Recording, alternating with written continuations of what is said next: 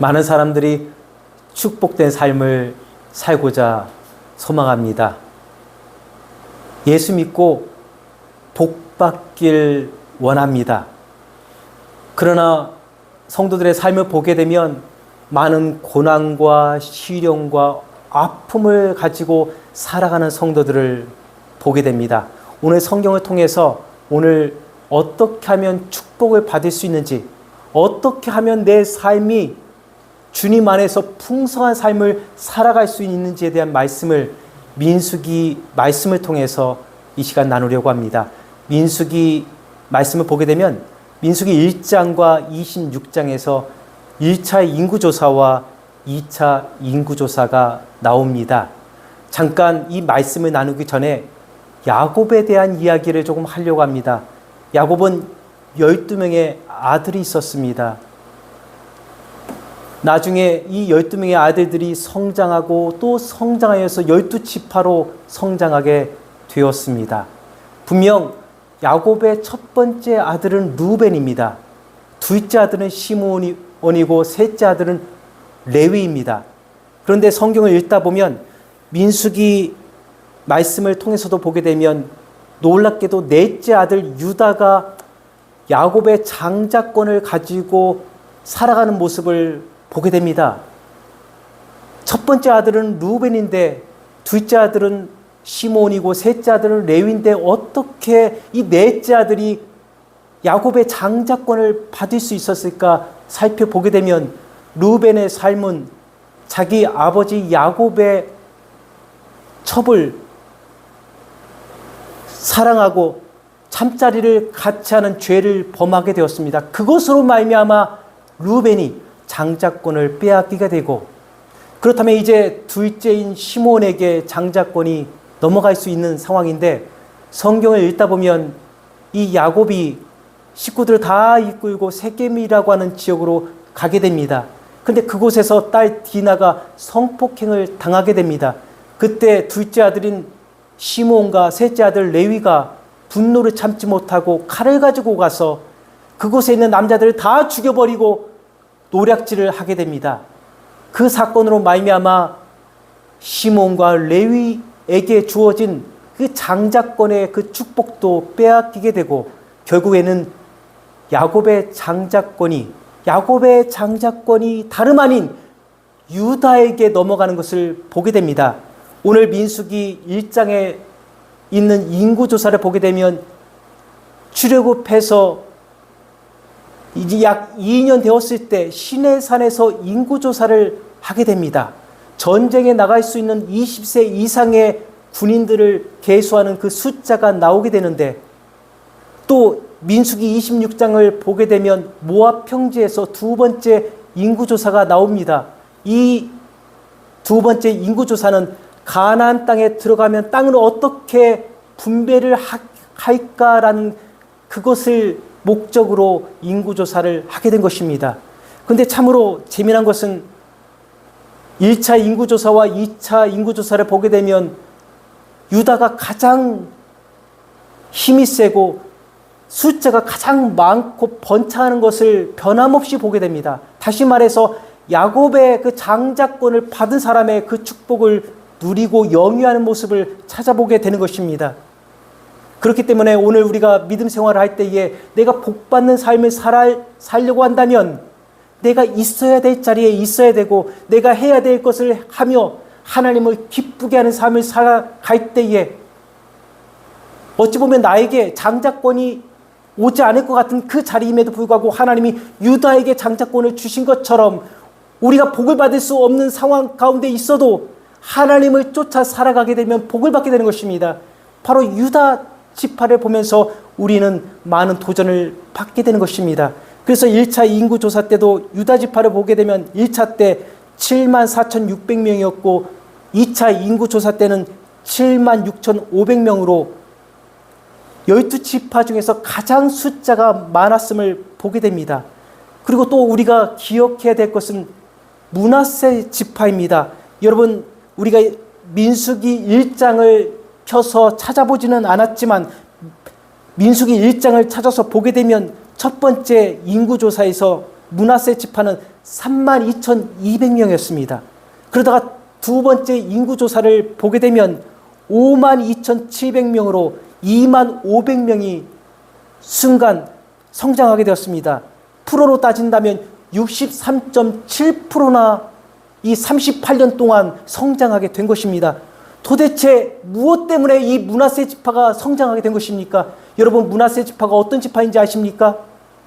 요셉의 장자가 다름 아닌 므낫세입니다.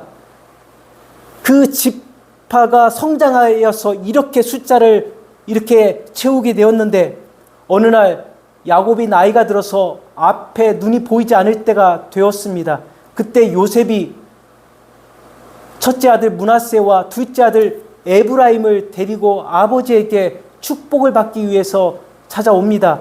그런데 야곱이 자신의 오른손은 에브라임에게, 자신의 왼손은 므낫세에게 이렇게 손을 어긋맞해서 안수를 합니다. 그때 요셉이 우리 아버지가 시력이 안 좋아서 잘못 이렇게 안수하고 있구나라고 하고 아버지의 손을 이렇게 만지면서 아버지 잘못됐습니다라고 이렇게 고쳐주려고 하는 바로 그때에 아들아 나도 안다라고 말씀하면서 야곱이 계속해서 축복을 합니다. 다시 말해 야곱은 오른손으로 에브라임에게 축복을 했고, 다시 말해 둘째 아들에게 장자권의 축복을 하였고, 왼손으로는 므낫세가 장자이지만 둘째 아들의 축복을 한 것입니다.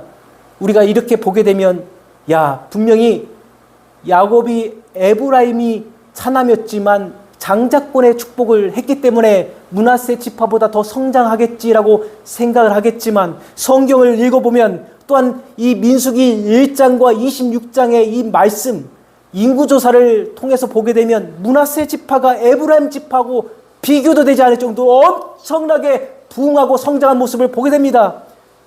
다른 지파 중에서 가장 많은 부흥 63.7%, 32,200명에서 52,700명으로 38년 동안 이렇게 성장하게 된 것입니다. 도대체 무엇 때문에 이 므낫세 지파가 이렇게 성장할 수 있었습니까? 이스라엘 백성들이 애굽에서 나와서 10번이나 하나님을 부정하고 불평과 원망과 반역을 하였습니다. 그때 많은 지파들이 불평과 원망, 저주, 반역 가운데 참여를 했습니다. 그러면서 그 지파의 수가 줄게 되었습니다. 반면에 므낫세 지파는 많은 시련과 고난이 있었지만 한 번도 불평과 원망 그리고 반역에 참여하지 않았습니다. 항상 하나님과 동행하고 하나님과 함께하고 감사하는 삶을 살았습니다. 그랬더니 다른 지파는 줄어들었는데 이 지파만 엄청난 부흥을 경험하게 된 것입니다. 사랑하는 성도 여러분, 오늘 내 삶이 부흥하기 원하십니까? 내 삶에 놀라운 기적과 역사, 이적이 나타나기 원하십니까? 내 자녀가 잘되기 원하십니까? 그렇다면 내가 하나님과 동행하는 삶을 살아야 됩니다.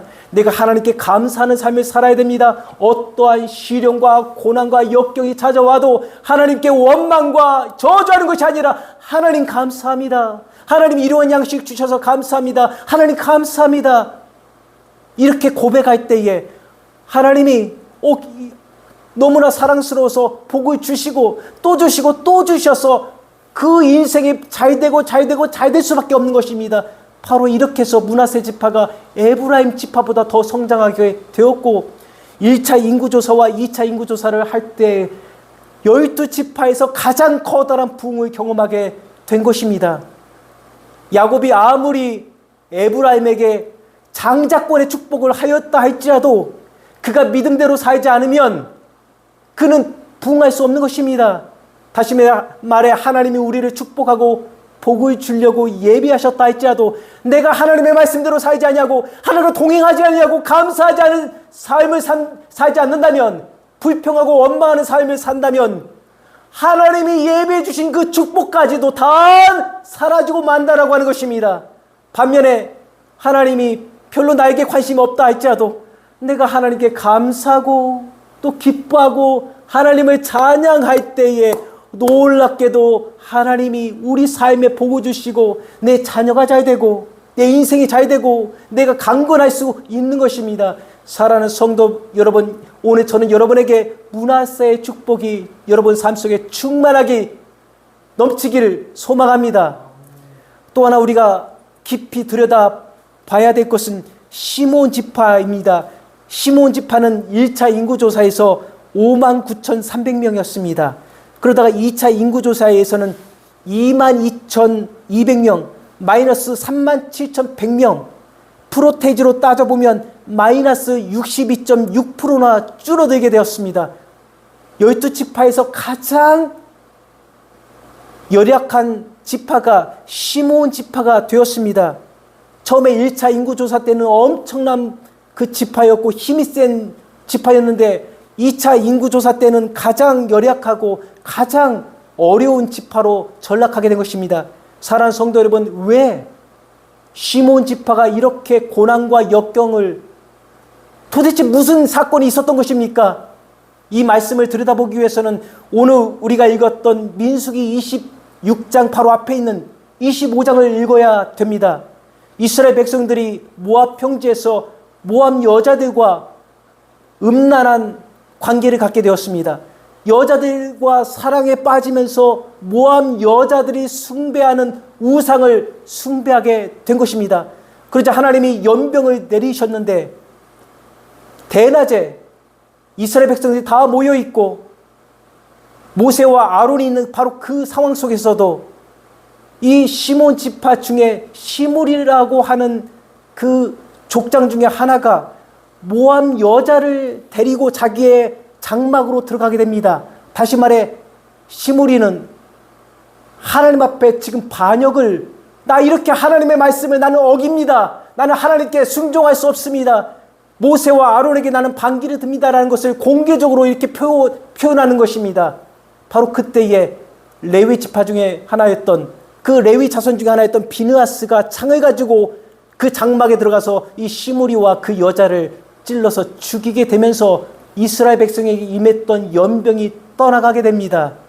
그런데 이 사건으로 말미암아서 아마도 시몬 지파가 가장 인구가 줄어들었다라고 생각이 듭니다. 왜냐하면 시몬 지파 자체적으로 이 반역에 가장 강력하게 더 깊이 참여했던 것입니다. 그러다 보니까 하나님의 연병과 저주에 이 지파가 엄청나게 타격을 받게 되었고 그 숫자가 줄어들게 된 것입니다. 많은 성도들이 예수를 믿으면서 복받기 원합니다. 잘 되기 원합니다. 열심히 기도합니다. 그러나 우리의 삶을 보게 되면 왜 그렇게 안 풀리는지 모릅니다.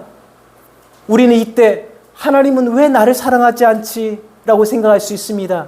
하나님이 우리에게 고난을 주시는 목적 또 원인은 여러 가지가 있을 것입니다. 첫 번째로는 하나님 우리를 사랑하기 때문에 그 고난을 통해서 우리를 연단하고 또 연단하고 우리가 예수 그리스도 안에서 성장하길 원하여서 우리에게 고난을 주시는 것입니다. 그렇기 때문에 그 고난은 우리를 성장시키고 우리를 하나님의 사람으로, 믿음의 사람으로 더 성장시키고 더 성장시키게 하는 것입니다. 얼마나 감사한 고난입니까?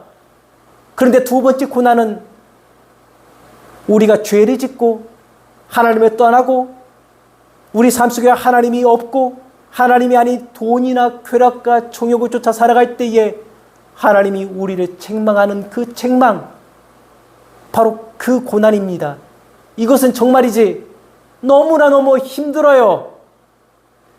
예수를 잘 믿기만 하면 형통할 건데 예수를 제대로 믿지 않다 보니까 너무너무 하는 것마다 좌절하고 낙심하고 시험에 빠지게 되는 것입니다. 사랑하는 성도 여러분, 오늘 혹시나 여러분 가운데 고난 가운데 있는 성도가 있습니까?